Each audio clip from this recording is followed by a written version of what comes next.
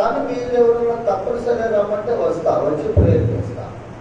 మీకు ఏ ప్రాబ్లం ఉన్నా మాకు ఫోన్ చేయండి, నేను రాసుకుంటాను, ప్రార్థన చేస్తాను. గురువారం ఇక్కడ సిస్టర్స్ మీటింగ్ జరుగుతుంది, వాళ్ళు ప్రార్థన చేస్తారు, సంఘం కూడా ప్రార్థన చేస్తాం. అది మర్చిపోకుండా ఎవరికి చిన్న ప్రాబ్లం ఉన్నా వెంటనే మాకు ఫోన్ చేయమని నేను మనవి చేస్తున్నాను. అది గుర్తు చేసుకొని మరి తప్పకుండా సహకరించండి.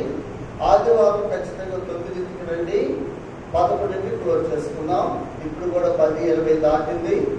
ఒక 30 నిమిషాలు దేవుని వాక్యం చూద్దాం. మన యోహాను సువార్త 12వ అధ్యాయం చదువుకున్నాం. యాక్చువల్గా ఈరోజు పురుషోత్తం దాస్ గారు వాక్యం చెప్పాలి, కానీ ఆయనకి క్వారంటైన్ సెంటర్స్ ఎక్కువ పెట్టడం వల్ల ఆయన ఒంగోలు ఆగిపోయాడు. దానికి ఈరోజు వాక్య సందేశం దాసు వారి ఆయన బదులు నేనే మాట్లాడుతున్నాను. 12వ అధ్యాయమే మళ్ళా మొదటి 3 వచనాలు చదువుకుందాం. యోహాను సువార్త 12వ అధ్యాయము మొదటి 3 వచనాలు. కాబట్టి యేసు తాను మృతుల నుండి లేపిన లాజరు ఉన్న బేతనీకు పస్కా పండుగకు 6 దినములు ముందుగా వచ్చాను. అక్కడ వారు ఆయనకు విందు చేసి మార్త ఉపచారం చేశాను. లాజరు ఆయనతో కూడా భోజనమును కూర్చున్న వారిలో ఒకడు. అప్పుడు మరి ఆ మిక్కిలి విలువ గల అచ్చ జటామాంసి అతను ఒక సేరున్నర ఎత్తు తీసుకొని యేసు పాదములకు పూసి తన తల వెంట్రుకలతో ఆయన పాదములు తుడిచెను. ఆ ఇల్లు అత్తరు వారసంతో నిండెను. దయగల మా తండ్రి, మీరు అనుగ్రహించిన ఈ లేఖన భాగంలో దీవించి మాకు అవసరమైన సందేశం అందించి మమ్మల్ని తృప్తిపరచమని వాక్యమైన క్రీస్తు ప్రభు నామంలో వేడుకొనుచున్నాము తండ్రి, ఆమేన్. ప్రియులారా, మరొక ప్రయత్నం ఏంటంటే మన సంఘం తరపున ఆ వారం అంతా కార్యక్రమాలు లేవు కాబట్టి ఆ వారంలో కనీసం 3 లేక 4 వర్తమానాలు నేను రికార్డ్ చేసి యూట్యూబ్లో అప్లోడ్ చేస్తున్నాను. ప్రతి వారం 3 లేక 4 వర్తమానాలు మరి రికార్డ్ చేస్తూ యూట్యూబ్లో అప్లై చేయడం మనం చూస్తున్నాం. అది క్రిస్టియన్ అసెంబ్లీ ప్యారల్ అని మన సంఘం తరఫున ఛానల్ ఉంది. మీరు యూట్యూబ్లోకి వెళ్ళి క్రిస్టియన్ అసెంబ్లీ ప్యారల అని టైప్ చేస్తే, అది క్లిక్ చేస్తే ఈ వర్తమానాలన్నీ వస్తాయి. నాయే గారు, శ్యాంబాబు గారు, పాల్ గాంధీ గారు, కోషి మ్యాథ్యూ గారు, జాన్ కురియన్ గారు, వి మ్యాథ్యూ గారు, అజయ్ మ్యాథ్యూ గారు, దైవజనులందరూ వర్తమానాలు వస్తాయి. మీరు చక్కగా ఇళ్లలో ఉండి వాటిని వినొచ్చు. కాబట్టి అందరి దగ్గర పెద్ద ఫోన్లు ఉన్నాయి, ఎవరో ఒక్కళ్ళిద్దరి దగ్గర చిన్న ఫోన్లు ఉన్నాయి. మీ అందరూ కూడా క్రిస్టియన్ అసెంబ్లీ పేరాలా అని టైప్ చేయండి. యూట్యూబ్లోకి వెళ్ళి టైప్ చేసి దాన్ని క్లిక్ చేయండి, వస్తాయి. అదే సమయంలో ఇంకొక రిక్వెస్ట్ ఏంటంటే, అది మన ఛానల్ కాబట్టి మీరందరూ దాన్ని సబ్స్క్రైబ్ చేయాలి. సబ్స్క్రైబ్ చేస్తే మనకు మేలు అన్నమాట మన సంఘానికి. దాని కింద సబ్స్క్రైబ్ అని వచ్చింది, ఆ పక్కన గంట గుర్తుంది. ఆ సబ్స్క్రైబ్ అనేది టచ్ చేసి గంట మీద ఏరు పెట్టాలి. అప్పుడు మీరు సబ్స్క్రైబ్ చేసినట్టు. మీరేం డబ్బులు కట్టద్దు, మీరేం డబ్బులు చేయలేదు, ఏరు ఎత్తా పెట్టండి అంతే. అది కాబట్టి ప్రతిరోజు మ్యాక్సిమం వారంలో 4 వర్తమానాలు ఇక్కడే. చాలా మంది జూమ్ కాన్ఫరెన్స్లో మాట్లాడుతున్నాను, వీడియో కాన్ఫరెన్స్లో మాట్లాడుతున్నాను, సెల్ కాన్ఫరెన్స్లో మాట్లాడుతున్నాను. మేము కూడా కొన్ని దగ్గర ఒక 50 పైన ఇప్పటికే వీడియోలు అప్లోడ్ చేయడం జరిగింది. రకరకాల సందేశాలు, గ్రంథాలు, అన్ని గ్రంథాల్లో నుండి. కాబట్టి మీరు చక్కగా మీరు ఇంట్లో ఉన్నప్పుడు ఒక 40 నిమిషాలు ఉంటుంది సందేశం, కొన్ని మాత్రం 50 నిమిషాలు ఉంది. ఎక్కువగా 40-50 మధ్య ఉంటుంది. కాబట్టి ఆ వాక్యం విని మీరు పొందాలని మనం చేస్తున్నాం. క్రిస్టియన్ అసెంబ్లీ పేరాల అనే ఛానల్ని సబ్స్క్రైబ్ చేయడం మర్చిపోవద్దు. ఇప్పుడు దగ్గర 120 మంది సబ్స్క్రైబ్ చేసినట్టున్నారు. నేను ఇవాళ సాయంత్రం రేపు చూస్తా 200 దాటిపోవాలని. మీరు అందరూ చేస్తే 200 దాటిపోయింది. మీరందరూ చేయాలని మనం చేస్తున్నాం. మంచిది. మనం పోయిన ఆదివారం కూడా ఇదే లేఖన భాగం చదువుకొని బేతనీలో సంగతులు మనం ధ్యానం చేస్తున్నాం. బేతని అనేది యెరూషలేముకు సమీపం అని చూసాం. ఎక్కడుందా మాట? 11వ అధ్యాయము 18 చూడండి. 11 యోహాను సువార్త 11:18. బేతని యెరూషలేముకు సమీపము 2 కోసులు దూరం అండి. కోసు అంటే ఎన్ని మైళ్ళు? నాకు ఐడియా లేదు. 2 మైళ్ళు 3 మైళ్ళు 2 మైళ్ళు అంటే 4 మైళ్ళు దూరం. మనకే కానీ కిలోమీటర్లు, ఈవెన్ అమెరికాలో కూడా మైళ్ళే లెక్క. కాబట్టి 4 మైళ్ళ దూరం. యెరూషలేమో కొండపైన ఉండింది, కిందేమో దాని పాదాల దగ్గర బేతని ఉంది. యెరూషలేమేమో గ్రేట్ సిటీ, చాలా గొప్ప పట్టణం. బేతని ఏమో స్మాల్ విలేజ్, చిన్న కుగ్రామం. కానీ బేతనీలో ఉన్న హ్యాపీ, సంతోషం, సంతృప్తి యెరూషలేం లేదు. బేతనీలు ఎప్పుడు మనం అలజడులు కానీ, అసమాధానం కానీ, బేతనీలు ఎప్పుడు గొడవలు కానీ అవి చూడం. కానీ యెరూషలేంలో ఎప్పుడు తగాదలు, తన్నులాటలు, అలజడులు, కొట్లాటలు, గొడవలు, కుట్రలు, గ్రూపులు చేయడం అయితే యెరూషలేంలో చూస్తాం. కాబట్టి దేవుడు గొప్ప పట్టణాలను కోరుకోవాల. ప్రస్తుతం ఎందుకంటే యెరూషలేం అలా ఉంది, అది కర్సడ్ ల్యాండ్, శాపగ్రస్తమైన పట్టణం. చాలా మంది తెలియక దాన్ని హోలీ ల్యాండ్ అంటున్నారు, మంచిదే. ఇప్పుడు మాత్రం యెరూషలేము హోలీ ల్యాండ్ కాదు. ప్రజెంట్ కండిషన్ శాపగ్రస్తమైన పట్టణం. అందుకే అక్కడ దొంగలు ఉన్నారు, దోపిడీగాళ్ళు ఉన్నారు, ఛాందసవాదులు ఉన్నారు, హంతకులు ఉన్నారు, జేబు దొంగతనాలు జరుగుతాయి, పిక్ పాకెట్స్ ఉన్నారు. అందుకే ఇప్పుడు యెరూషలేం వెళ్తే మనం ఎవరు వెళ్ళలేదు, కానీ వెళ్ళిన చెప్తున్నారు, మీ వస్తువులు జాగ్రత్తగా బోర్డులు ఉంటాయి. ఎక్కడికి వెళ్ళినా ఎందుకుంటాయి? దొంగలు ఉన్నారు కాబట్టి. దొంగలు ఉన్నారు. ఈ హోలీ ల్యాండ్ ఎలా అయింది? యాక్చువల్గా యెరూషలేం హోలీ ల్యాండ్, దేవుడు కోరుకున్న పట్టణం. ప్రస్తుత కండిషన్ మాత్రం శాపగ్రస్తమైన పట్టణం. అది ఒకరోజు హోలీ ల్యాండ్గా మారే సందర్భం ఉంది. అది హిస్టరీ, అది దానికి ఇప్పుడు వెళ్ళేది కాదు. కాబట్టి మనం ఇప్పుడు యెరూషలేం గురించి ధ్యానం చేయం. ప్రస్తుతం యెరూషలేం గురించి ధ్యానం చేయడానికి అక్కడ ఏమి లేదు. పాతకాలంలో ఉంది యెరూషలేం యొక్క గొప్పతనం, అది వేరు. ఇప్పుడైతే బేతనీలో ఉన్నాయి మనకు కావాల్సిన సంగతులు. పోయిన ఆదివారం మనం చూసాం, ఏ పస్కా పండుగ 6 రోజుల ముందు ప్రభువారు వచ్చాడట యెరూషలేంకి. ఎందుకు వచ్చాడు అంటే ప్రభు ఉన్నాడు అక్కడ. అసలు మెయిన్ బేతనీయ గ్రేట్నెస్ ఏంటంటే అక్కడ ప్రభు ఉన్నాడు. కానా గ్రేట్నెస్ ఏంటి? అక్కడ ప్రభు ఉన్నాడు, అంతే. కానా అనే చిన్న విలేజ్ లో ఎవరున్నారంటే ప్రభు ఉన్నాడు. బేతనీలో ఎవరున్నారు? ప్రభు ఉన్నాడు. యెరూషలేంలో ఎవరున్నారు? దొంగలు ఉన్నారు, మత నాయకులు ఉన్నారు, యేసు ప్రభుని హింసించే వాళ్ళు ఉన్నారు, యేసు ప్రభు సిలువ వేశారు, యేసు ప్రభుని బయటికి వెళ్ళగొట్టారు, యేసు ప్రభుని కొరత వేశారు. కాబట్టి అసలు ఒక పట్టణం కానీ, ఒక స్థలము కానీ, ఒక వ్యక్తి కానీ, ఒక కుటుంబము కానీ, ఒక సంఘము కానీ, ఏదైనా దాని గొప్పదనం ఎప్పుడు వస్తుందంటే అక్కడ యేసు ప్రభు ఉంటే. యేసు ప్రభు లేని దాని గొప్పదనం ఏమి ఉండదు. కాబట్టి ఇందులో కూడా మనం కొన్ని సత్యాలు నేర్చుకోవాలి. యేసు ప్రభు ఉన్నాడు కాబట్టి అక్కడ కొన్ని లక్షణాలు ఉన్నాయి, లేకపోతే ఉండేవి కాదు. కాబట్టి ఈ లక్షణాలు కూడా మన కుటుంబాల్లో ఉండాలని మనం జ్ఞాపకం చేయబడ్డాం, మన సంఘంలో ఉండాలని మనం జ్ఞాపకం చేయబడ్డాం, మన పర్సనల్ లైఫ్లో కూడా ఈ లక్షణాలు ఉండాలి. అయితే బేతని అంటే 3 విధాలుగా మనకు సాదృశ్యం. ఇప్పుడు మన సంఘం ఉంది, ఈ సంఘంలో బేతని లక్షణాలు ఉండాలి. యెరూషలేం లక్షణాలు ఉండకూడదు, బేతని లక్షణాలు ఉండాలి. ఈ సంఘంలో ఉన్న వ్యక్తులు ఉన్నాం కదా మనందరిలో బేతని లక్షణాలు ఉండాలి, వ్యక్తిగతంగా, పర్సనల్గా. మూడోది, మనందరికి ఫ్యామిలీస్ ఉన్నాయిగా, మనందరి కుటుంబాలు ఉన్నాయి కదా, మన ఫ్యామిలీలో కూడా ఆ బేతని లక్షణాలు ఉండాలి. అది ఆ లక్షణాలు లేకపోతే మన భక్తి దండగే. మనం ఏదో భక్తి అని, మనం ఏదో గొప్ప గొప్ప వాళ్ళని చెప్పుకోవచ్చు అంతే. దానికి అర్థం ఉండదు, ప్రయోజనం ఉండదు, ఫలితం ఉండదు. కాబట్టి ఈ లక్షణాలు మనలో ఉండాలని మనం జ్ఞాపకపడుతున్నాం. పోయిన వారంలో 2 లక్షణాలు చూసాం. నంబర్ 1, అక్కడ విందు ఉంది. విన్నట్టు మనం చూసాం. మళ్ళీ అవన్నీ వివరించేది కాదు. 2, అక్కడ సహవాసం ఉంది, అంటే యూనిటీ, ఫెలోషిప్. ఈ 2 లక్షణాలు మన అందరికీ ఉండాలి. ఇప్పుడు 3వ లక్షణం మనం చూస్తే ఈ బేతనీలో చూడండి, ఎక్కడుంది? 3వ వచనం చదువుతా.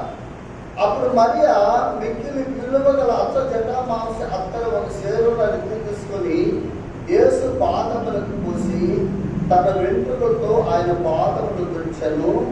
ఇల్లు ఆ అత్తరు వాసనతో నిండెను. అత్తరు వాసన ఉన్నది అంటే సువాసన. అది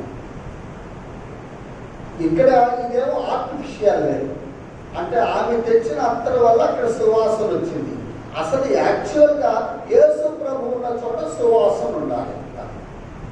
యేసు ప్రభు లేకపోతే మరణపు వాసన ఉండదు. ఎందుకంటే మేము నిన్న కూడా సింగరాయకొండ మ్యారేజ్ చేసినప్పుడు అక్కడ జ్ఞాపకం చేసుకున్నాం. ఈ లోపల 2 లీడర్స్ ఉంటారండి.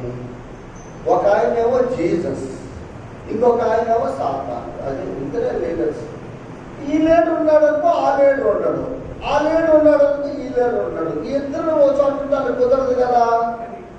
ఒకప్పుడు మన ఇంటిలో ఎవరు లీడర్ అంటే సాతాను. ఇప్పుడు ప్రభువుని నమ్మాముగా. ప్రభువుని నమ్మితే ఇక ఆ లీడర్ వెళ్ళిపోతాడు, ఈ లీడర్ ఎంటర్ అవుతాడు. ఈ లీడర్ ఎవరంటే యేసు. యేసు ప్రభు ఉన్న చోట సువాసన ఉండాలి, లేని చోట ఏముంటుంది? ఆ పక్క పేజీ చూడండి, 11వ అధ్యాయము. 11వ అధ్యాయం చూస్తే 39 చదువుతున్నాను. సమాధి దగ్గరకు వచ్చాడు యేసు ప్రభు. వచ్చాడు ఆయన. మరి మా లాజరు అక్కడ వచ్చారు. చాలా మంది గుంపు వచ్చారు, యూదులు అందరూ ఏడుపులు పెడబొబ్బలు అందరూ. యేసు ప్రభు కూడా కన్నీళ్లు విడిచాడని ఉంది 35లో. ఇప్పుడు 39. యేసు రాయి తీసివేయని చెప్పగా చనిపోయిన వారి సహోదరి అయిన మార్త, ప్రభువు అతడు చనిపోయి 4 దినములైనది కనుక ఇప్పటికి వాసన కొట్టును. ఇప్పుడేమో ప్రభు వచ్చాడు. ఆయన చనిపోయినప్పుడు 4 రోజులు అయితే అప్పటికి. అప్పుడు యేసు ప్రభు లేడు బేతనీలో. కాబట్టి యేసు ప్రభు లేనప్పుడు ఏముంది? కంపు ఉంది. అది వాసన, దుర్వాసన, మురికి కంపు, అసహ్యమైన కంపు. మామూలుగా మనం కొన్ని స్థలాలు, ఇప్పుడు మనకి డ్రైనేజ్ వెళ్ళేటప్పుడు చాలా స్థలాలకు వెళ్తూ ఉంటే ఎంత దుర్వాసన తట్టుకోలేము. అసలు ముక్కులు పగిలిపోతాయి, అంత దుర్వాసన వస్తుంది డ్రైనేజీల నుంచి. కాబట్టి యేసు ప్రభువు లేనప్పుడు అక్కడ కంపు ఉంది. అది అక్కడికి సువాసనకి లేదు, దుర్వాసన అంటారు. యేసు ప్రభు లేక దుర్వాసన అంటే నేను చెప్తున్నాను, యేసు ప్రభుకి ఇష్టమైన జీవితం లేకపోయినా, విశ్వాసమైనా, యేసు ప్రభు నమ్మిన విశ్వాసులమైన, ఆరాధన చేసిన, ఆయనకి ఇష్టమైన జీవితం మన ఇంట్లో లేకపోతే మన ఇంట్లో కూడా కంపే. అంతే.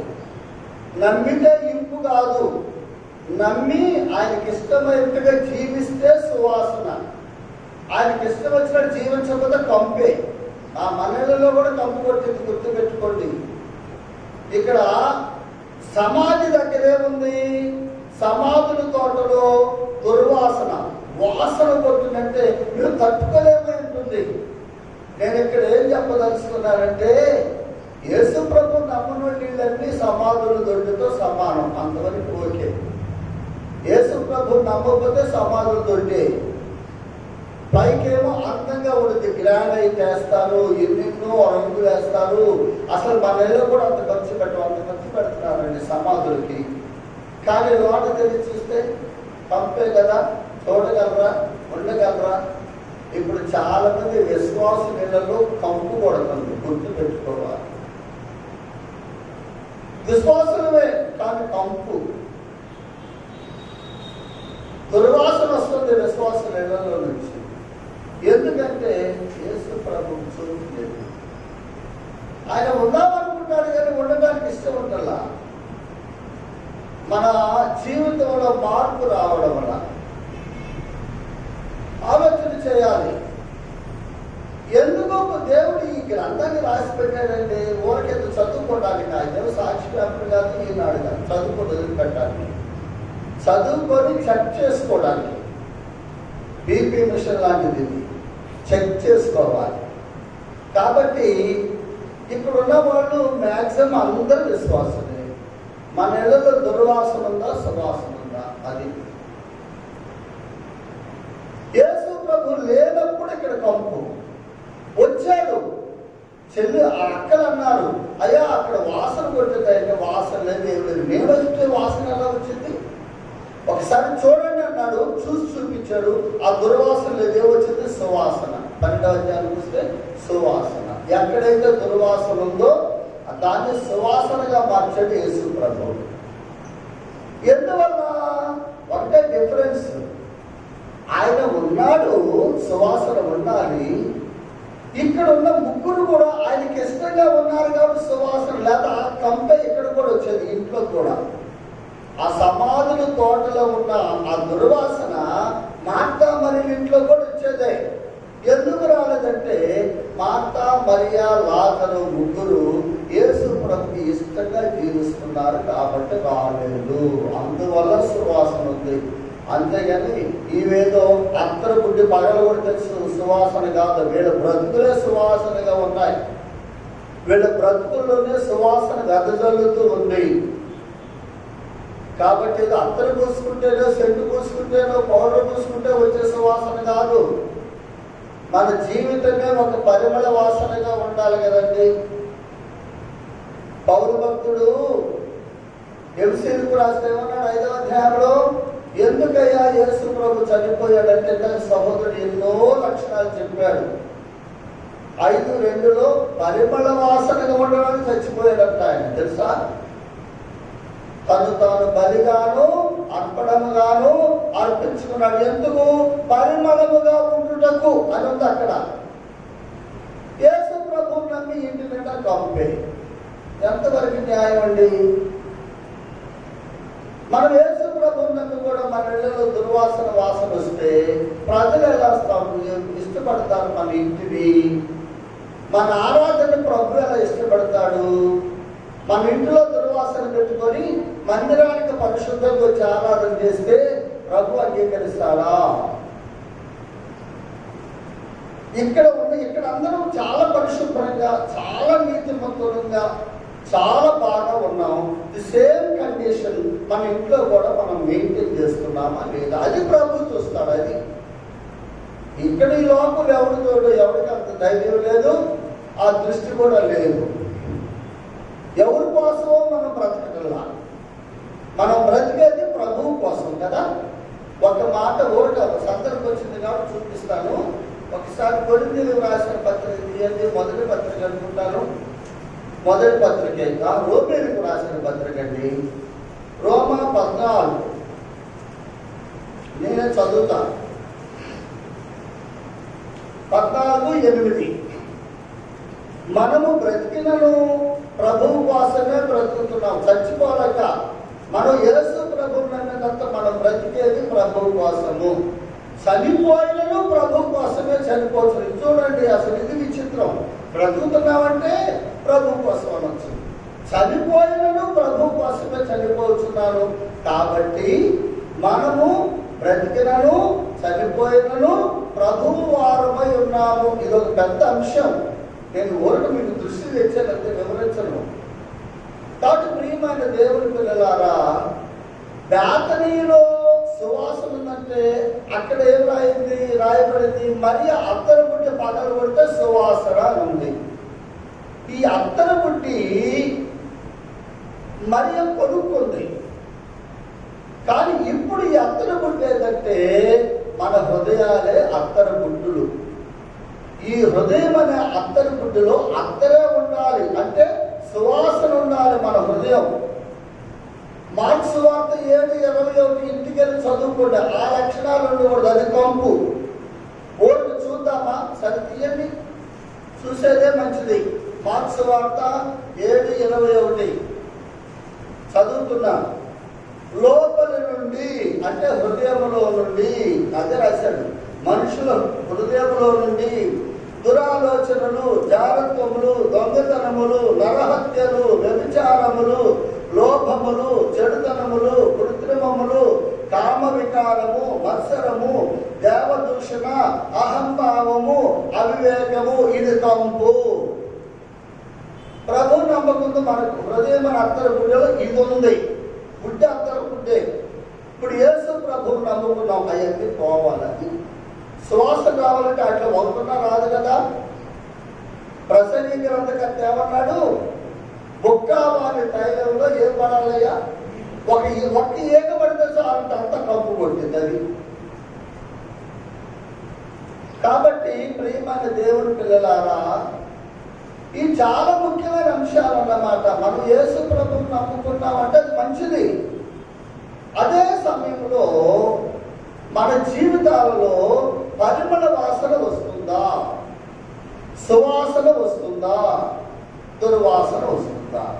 ఆ పాత దుర్వాసన ఇంకా ఉందా?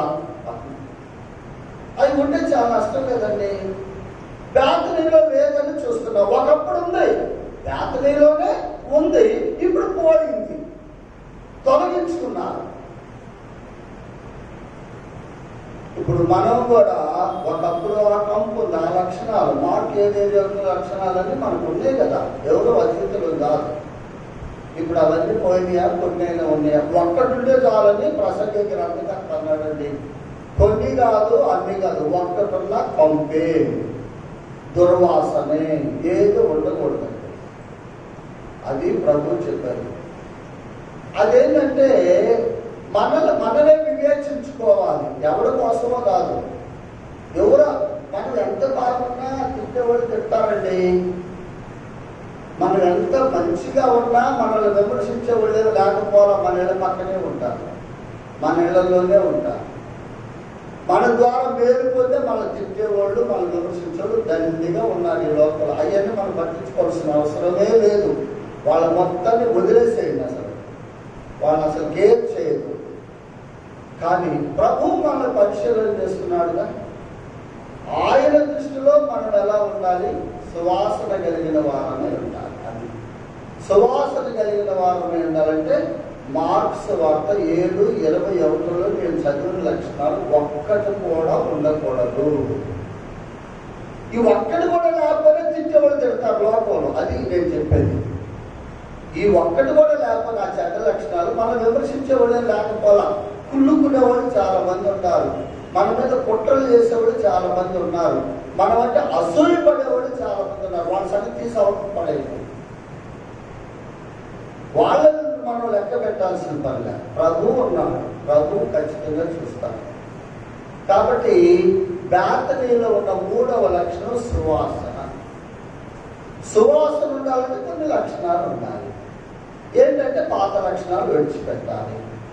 మన హృదయం అనే అత్తరు బుట్టి పగిలిపోవాలి. ఏదైనా పగిలితేనండి. ఇప్పుడు యేసు ప్రభు కూడా 5,000 మంది స్త్రీలు పిల్లలు కాదు పురుషులు కాదు భోజనం పెట్టాడు అరణ్యంలో. 5 రొట్టెలు 2 చిన్న చేపలు తెచ్చాడు. అందరూ అనేవాడు. ప్రభు చేతికిచ్చాడు. ప్రభు ఏం చేశాడు? దాన్ని అవి అయ్యి అలాగే రొట్టెల్లాగా రొట్టెలు, చేపల్లాగా చేపలు అంటే ఆ పిల్లోడికే సరిపోతాయి. వాటిని ముక్కలు చేశాడు, విరిచాడు. ముక్కలు చేయబడాలి. ముక్కలు చేస్తే సుమారు 20,000 మంది తిన్నారు. ఇంకా డబ్బులు ఇంకా మిగిలింది ముక్కలు. కాబట్టి యేసు ప్రభువు నమ్మిన వారి హృదయము నమ్మకం ముందు పాషాణం, బండ. అదొక బండ అంతే. ప్రతి మనిషి హృదయం, స్త్రీలు కానీ పురుషులు కానీ, అది పగలగొట్టబడాలి. అది ముక్కలు కావాలి. ఈ మరీ దగ్గర ఉన్న అత్తరు గుడ్డి కూడా చాలా అందంగా ఉంది. చాలా చూస్తే అసలు జనరల్గా అత్తరు గుడ్డిని చూస్తే చాలా డైషీప్ ఉంటుంది, చాలా బ్యూటిఫుల్ ఉంటుంది, అట్రాక్టివ్గా ఉంటాయి. మన బజార్లో చూస్తాం. ఆ గుడ్డ అక్కడే ఉంటే ఆ వాసన బయటకు వచ్చిందా? అది ముక్కలు చేయబడాలి. ఆ పై భాగం ముక్కలు చేస్తేనే లోన అత్తరు బయటకు వచ్చి దాని ఒరిజినాలిటీ బయటపడింది. మానవ పాషాణ హృదయం అనేది ముక్కలు చేయబడాలి. ఎవరి ద్వారా? ప్రభు ద్వారా. ఆ అరణ్యంలో 5 రొట్టెలు 2 చేపలు ప్రభు ముక్కలు చేశారు. ఇర్మియా గ్రంథం ప్రకారంగా వాక్యం అనే శుద్ధితో మనము మన హృదయం అనే ఈ పాషాణాన్ని బండని ముక్కలు చేయాలని దాని అర్థం. అప్పుడు పరిమళ వాసన వస్తుంది. ఈ చెడ్డ లక్షణాలు పోవాలండి. ఇది లేనోళ్ళు ఎవరు లేరు, అందరిలో ఉన్నాయి. మనందరిలో చెడ్డ లక్షణాలు లేనోళ్ళు మనం కాదు, ప్రపంచంలో ఒక్కడు కూడా లేడు. వాళ్ళు విశ్వాసానండి అవిశ్వాసానండి. చెడ్డ లక్షణాలు లేని వ్యక్తులు ఒక్కళ్ళు లేరు. అయితే ప్రభువు నమ్మిన తర్వాత విశ్వాసులైన వాళ్ళు ఏం చేయాలి? వాటిని రిమూవ్ చేయాలి. అది అప్పుడు పరిమళ వాసన వస్తుంది. ఒక్క లక్షణం ఉండా ఒక్క వారి తయారులో ఒక్క ఏగబడితే చాలు అన్నట్టే. ఇప్పుడు ఒక కొండ నిండా పాలు ఉన్నాయి. ఆ పాలు ఇరిగిపోవాలంటే ఎన్ని చేయాలమ్మా? దానిలో మజ్జిగ నీరు ఇన్ని వేస్తే చాలు, ఫినిష్. పాలన్నీ రూపం మారిపోతుంది, పనికి రాదు. సేమ్ టైం అదే విధంగా మన హృదయంలో ఒక బ్యాడ్ లక్షణం ఉన్న ప్రభుకి మరి సువాసన గల జీవితాన్ని మనం జీవించడం, అది గుర్తుపెట్టుకోండి. మరి ఉంటాయి సహజంగా, మనుషులు కాబట్టి గ్రాడ్యువల్గా వాటిని తీసివేయాలి, ప్రయత్నం చేసుకోవాలి. అది అంతేగాని వాటితోటే కంటిన్యూ అయితే నువ్వు ప్రభు నమ్మినా నీ ద్వారా ప్రభుకు సువాసన కాదు, దుర్వాసన వస్తుంది. అది నేర్చుకోవాలి. బేతనీలో దుర్వాసన లేదు లేదు లేదు అంతే. అంతకుముందు ఉంది, ఇప్పుడు లేదు. ఎందుకు లేదు? వాళ్ళే లేకుండా చేసుకున్నారు. ప్రభు చేయాల వాళ్ళే చేసుకున్నారు. అర్థమైందా? ఆ మార్తా మరియ లాజరే చేసుకున్నారు. మనలో కూడా చెడ్డ లక్షణాలు ప్రభు తీసేయడు. ఆయన అసలు తీసేయదండి.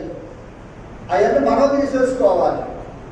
ఓరికి ఒక విషయం చూస్తారా? చూడండి, ఈ ఎఫెసీయులకు రాసిన పత్రిక తీయండి, చూడాలి, ఇవన్నీ నేర్చుకోవాలి.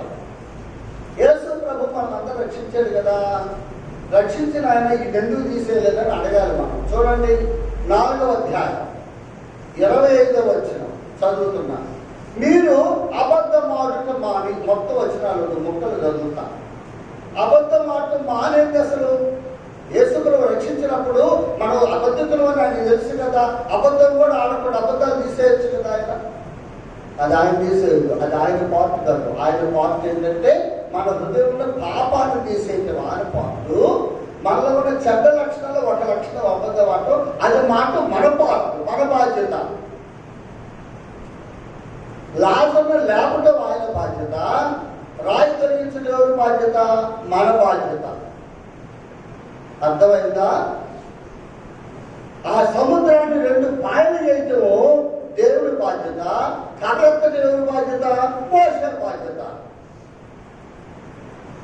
అలాగే యుద్ధాలు నీళ్లు భయంకరంగా పారుతున్నాయి. ఆ యాచకులు కాళ్ళు నీళ్లలో పెట్టడం యాచకుల బాధ్యత. ఆ యుద్ధాలు నదిని 2 పాయలు చేయటం ఎవరి బాధ్యత? దేవుడి బాధ్యత. మన బాధ్యత ఉంది. అసలు మన ప్రమేయం నాకు దేవుడు ఏం చేయలేండి ఎక్కడైనా కానీ. మన పని మనం చేయకుండా నువ్వే చేసి చేసే ప్రసక్తే లేదు. అది ఆయన పని అంటే రక్షించాడు. అయితే పుట్టుకలో మనకు అబద్ధాలు ఉన్నాయిగా, మానవ మన బాధ్యత మానేవా? చెప్పండి. 29వ వచనం చదువుతున్నా, మధ్యలో చదువుతాం. దుర్భాష ఏదైనాను మీ నోట రానియప్పుడు. కూతురు దుర్భాష అంటే కూతులేలే. ఒకప్పుడు కూతురు మాట్లాడారుగా, ఇప్పుడు రక్షించాడు. కూతురు తీసేయచ్చు కదా మనలో నుంచి. తీసేయమన్నాడు. అవి నువ్వు మానుకున్నావు. కూతురు మానకుండా వచ్చి ఆరాధన చేస్తే, అబద్ధాలు వచ్చి ఆరాధన చేస్తే దేవునికి అది అంగీకారమేనా? రక్షించబడ్డావు, అంతవరకు కరెక్టే, నేను కాదంటున్నా. తర్వాత చూడండి 31వ వచనం. ద్వేషము, కోపము, క్రోధము, అల్లరి, దూషణ, దుష్టత్వం మీరు విసర్జించుడి అంటాడు. ఏమయ్యా నువ్వు తీసేయచ్చు కదా, మనం అంటే నేను తీసేయను అంటాడు యేసయ్య. మీరే మానాలి. మీరు దరిద్ర లక్షణాలు ఉన్నాయి, ఈ నేను తీసేది మీరు ఆడాలంటున్నాను. ఈ పెట్టుకొని మనం వచ్చి ఆరాధన చేస్తే అది దుర్వాసన. అది నేను చెప్పేది. ఇవి మాని వచ్చి ఆరాధన చేస్తే అది సువాసన. అంతే. ఇదేం పెద్ద విచిత్రమా, మర్మమా? ప్రియమైన దేవుని పిల్లలారా, మనము కొన్ని మానాల్సినవి మనకు పుట్టుకతో వచ్చిన అందరికి వచ్చింది. ఈ ప్రపంచంలో ఈ లక్షణాలు లేని మనిషి ఒక్కడు లేడు, వాడు స్త్రీలు కానీ పురుషులు కానీ ఏ దేశమైనా. మరి మానేవా లేదా? అది మన జీవితాల్లో ప్రభు సువాసన చూస్తున్నాడా, దుర్వాసన చూస్తున్నాడా? బేతనీలో సువాసన ఉన్నది, దుర్వాసన లేదు. ఒకప్పుడు ఆ ఇంట్లో దుర్వాసన ఉన్నది, మనం చూసాం. పక్క పేజీలోనే దుర్వాసన ఉన్నది, ఏడుపు ఉన్నది, మరి దిగులు ఉన్నది, నిరాశ ఉన్నది. ప్రభు మీద కూడా నేరాలు ఒకటి చేస్తుంది. ఒక మాట చూడండి, 11వ అధ్యాయం మత్తయి సువార్త 11:21 చదువుతాను. మార్త యేసుతో, ప్రభువా, నీవెక్కడ ఉండిన ఎడల నా సహోదరుడు చావకుండు. అంటే నీకు 4 రోజుల కిందట మేము కబురు పెడితే నువ్వు రాలేదు, కబురు విని కూడా. నీ కబురు పెట్టాగా కనపడ్డాడమ్మా, నేను చెప్పానని వచ్చి మళ్ళీ మాకు చెప్పాడు. ఇక నువ్వు వస్తావని మేము ఎదురు చూస్తున్నాం. నువ్వు రాకుండా నా తమ్ముడు చచ్చిపోతూ వచ్చాడు, ఏమి లాభమయ్యా? ఆయన మీద నేరం మోపుతుంది. మాట ప్రభు మీద నేరం మోపుతుంది. ప్రభు మీద నేరం మోపితే మనం సువాసనగా ఉండగలమా? కాబట్టి నేను ఎందుకు ఈ మాట చదివించానంటే, ఒకప్పుడు మనకి ఏదైనా చిన్న కష్టం వస్తే మనం మొట్టమొదటి వేసే నేరం దేవుడి మీద. దేవుడి మీద నేరం వేస్తామండి. మార్త బుద్ధే మందు కూడా. మనమే అతీతులమేం కాదు. దేవుడి మీద నేరం వేయట్లేదండి. ఇంకొక మాట అందులో ఉన్న ఒక అర్థం ఏంటంటే, ఏమయ్యా చెప్పా లేకుండా ఎన్నిసార్లు వచ్చావు మా ఇంటికి, నీ 12 మంది శిష్యులు వేసుకొని, ఎన్నిసార్లు నీకు ఆకలినప్పుడల్లా మా ఇల్లు గుర్తొచ్చింది కదా, మా ఇంటికి వచ్చి బాగానే తినేలేవు కదా, మేము రమ్మని ఎప్పుడు పిలవలేదు కదా, పిలవకుండా వచ్చి తినేలేవు, పిలిస్తే రాలేదు నువ్వు. అది ఇక్కడ దీని భావం. మేము కష్టాలు ఉన్నప్పుడు పిలిస్తే రాలేదు, మేము కష్టాలు లేకుండా బాగున్నప్పుడే బాగా వచ్చి తిరిగిపోయావు. ఇలాంటి నేరాలు మోపే బుద్ధులు కూడా మనలో ఉన్నాయి అని మానుకోవాలి. దేవుడి మీద నేరం మోపకూడదు. మనకి ఏదో కష్టాలు వస్తే ప్రభు మన కష్టాలు ఇస్తాడా? ప్రభు మన బాధ పెడతాడా? కాబట్టి ఆయన మీద నేరం వైపు ఇదంతా ఏంటంటే దుర్వాసన జీవితం అండి. కాబట్టి అక్కడ సువాసన ఉంది అని మనం చూస్తున్నాం. 11:10:55 అయింది. అందరు పొందన తలలో ఉంచండి, ప్రార్థన చేసుకుందాం. ఒక లక్షణం చాలు. అర్థమైతే ఎందుకు అది చెప్పుకొని ఇవి ఒకటి అర్థమైతే చాలు మన భక్తి జీవితానికి. మరి మంచిది. మరి వచ్చే ఆదివారం కూడా ఇలాగే మరి మేము మన గ్రూప్లో పోస్ట్ పెడుతున్నాం. ఉదయం 9 నుంచి 11 గంటల వరకు ఆరాధన అని మీరు గమనించండి. మీరు ఖచ్చితంగా గుర్తుపెట్టుకొని 9 లోపు రావడానికి ప్రయత్నం చేయండి. 9 తర్వాత రావద్దు. అంటే రావద్దంటే అసలు రావద్దని కదా. ఎందుకంటే అత్యవసరం పని ఉంటే కొంచెం లేట్ అవుతారు, కానీ అలవాటుగా రావద్దని. పోతే హాల్ నిండిపోతే వెంటనే నేరుగా వెనకెళ్ళి కూర్చోండి. వెనకుండా 50 కుర్చీల దాకా చక్కగా విశాలంగా చేశారు. అక్కడ కూడా స్పీకర్ ఉంది, వాక్యం వాళ్ళు కూడా వింటున్నారు. ఏమి ఇబ్బంది లేదు. ఇక్కడికి వచ్చి అక్కడ తిరగొద్దు. చూడండి, అన్ని కుర్చీస్ చైర్స్ ఫుల్ అయిపోయి వెంటనే నేరుగా వెనక్కి కూర్చోండి. సంతోషం. మరి నేను చెప్పినట్టుగా మన క్రిస్టియన్ అసెంబ్లీ పేరాల ఆ ఛానల్ మీరు ఓపెన్ చేసి వీడియోలు చూడండి, సబ్స్క్రైబ్ చేయండి. ప్రార్థన చేసుకుందాం. తలలో ఉంచండి. దయగల మా ప్రియ పరలోకపు తండ్రి, కరుణా సంపన్నుడైన దేవ, కృపగల ఆయన, మీ కుమారుని నామం నా స్తోత్రాలు చెల్లిస్తున్నాం. మమ్మల్ని ప్రేమించి మా జీవితాల్లో మనకు ప్రబోధనాన్ని ఇచ్చారు. ఈ ఉదయకాలం మీ పిల్లలంగా మేమందరం మీ సన్నిధిలో చేరి ప్రభా, ఈ కరోనా భయంకరమైన వైరస్ కాలంలో కూడా మీ కృపలోనే కాపాడబడి ఈ ఉదయకాలం మిమ్మల్ని మా హృదయపూర్వకంగా ఆరాధించగలిగారు. ప్రభువా, చూపించండి. మరి ఈరోజు ఆరాధన చేరి వచ్చిన మా ప్రియులందరిని బట్టి మిమ్మల్ని స్తుతిస్తూ ఉన్నాం. అలాగే నాయన, అనారోగ్యం ఉన్న బిడ్డల కొరకు సురేష్ కొరకు ప్రార్థన చేస్తున్నాం. అలాగే కమలము కుమార్తె కొరకు ప్రార్థన చేస్తున్నాం. ప్రేమయ్య గారి కొరకు ప్రార్థన చేస్తున్నాం. సాల్మన్ గారి కొరకు, సోదరి శాంతికుమార్ కొరకు ప్రార్థన చేస్తున్నాం. ఇంకెంతమంది మా ప్రియులు వృద్ధాప్యానికి వచ్చారు, శరీర బలహీనత కలిగి ఉన్నారు, వారందరి కొరకు ప్రార్థన చేస్తున్నాం. అలాగే నాయన కుమార్తెలు కొందరు ప్రసవ సమయంలో ఉన్నారు. నాయన సుధారాణి కొరకు, సృజన కొరకు, స్వప్న కొరకు, అలాగే నాయన మరొక సహోదరికి మరి ఆ పాప కొరకు కూడా ప్రార్థన చేస్తున్నాం. పొన్నయ్య గారి భార్య. నాయన మా తండ్రి 4 బిడ్డలు ప్రసవ దినాల నుండి వచ్చాయి. మరి వారికి సుఖ ప్రసవం దయచేయండి, ఎలాంటి ప్రాబ్లమ్స్ లేకుండా చూపించమని ప్రార్థిస్తున్నాం. అలాగే నాయన మా ప్రార్థన సహకారం కొన్ని వారందరి కొరకు ప్రార్థిస్తున్నాను. ఈ కరోనా ఎంతకాలం ఉంటుందో మాకు తెలియదు ప్రభువా. మరి ఇది మీ చిత్తమే, మేము కాదని అవునని చెప్పలేము. మరి మీ చిత్త ప్రకారం ఇలా కరోనా రూల్స్ పాటిస్తూ మిమ్మల్ని ఆరాధిస్తూ ఉంటుండగా మాలో ఎవరికి కూడా దాని ప్రభావం మా మీద సోకకుండా సహాయం చేయమని మా బిడ్డల కొరకు ప్రార్థిస్తున్నాం. ప్రభు చుట్టమని మరోసారి మీరు చేసిన సహాయం అందరిని బట్టి మీకే మహిమ, ఘనత, ప్రభావములు ఆరోపిస్తూ మా రక్షకుడు యేసుక్రీస్తు ప్రభు నామములో ప్రార్థించుచున్నాము తండ్రి. ఆమేన్. అందరికీ వందనాలు. సెలవు తీసుకుందాం.